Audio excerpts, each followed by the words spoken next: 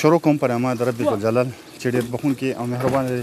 ملګرو چې څنګه ګورئ زه ساجد زموږ یو ورور دی په محل صدرخیلو کې او هغه چې کوم مال راوستی دی ماشاءالله ډېر مزیدار څاروي راوستي دي او ډېر خدمت یې کوي. خیال تاسو کولی شئ.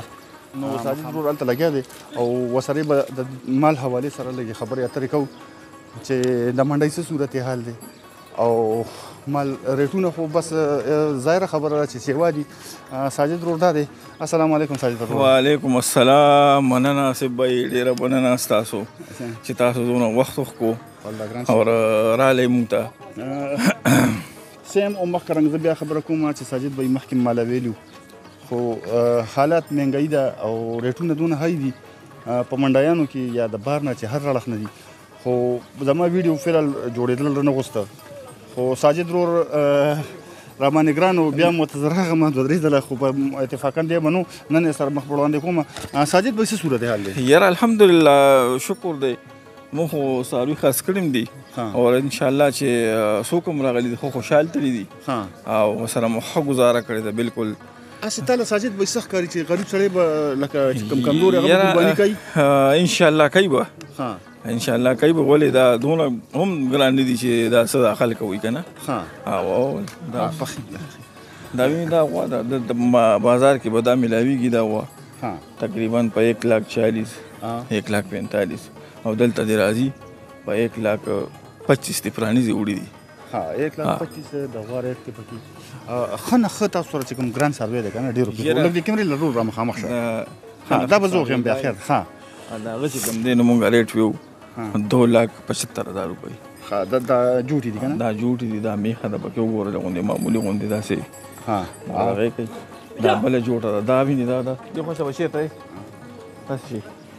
دا ویني دا جوټه ده چې دا دلته کې چا په 2,35 ورکړه. زه د 2,35 یم را دي شو 2,25 کې دې پرانیزي وروځي دي.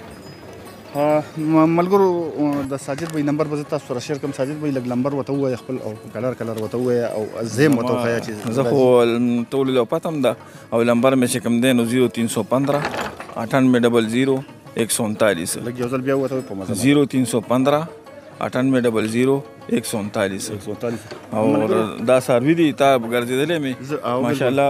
نه څاروي ښایسته څاروي دي. دا خو ما چې څه ولیدو ماشاءالله ډېر مزدار څاروي دي.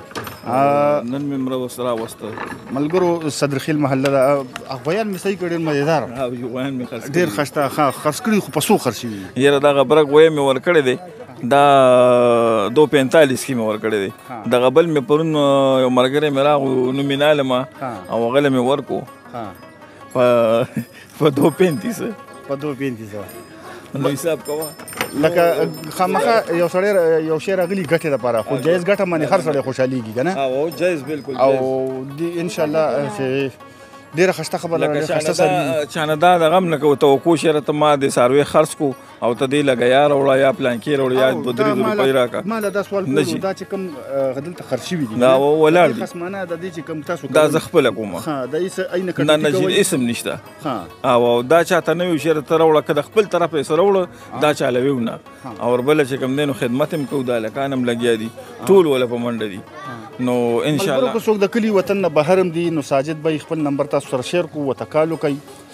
راشئ د اختر په شپه باندې خپل څاروی بوځئ په ویډیو کال باندې څاروی خوښ کئ. چې کوم ملګري بهر دي او نشي راتلی ای په ویډیو کال باندې څاروی خوښ کئ. دا زموږ ورور دی ساجد د سره رابطه وکئ او انشاءالله د اختر په شپه راشئ او خپل څاروی بوځئ.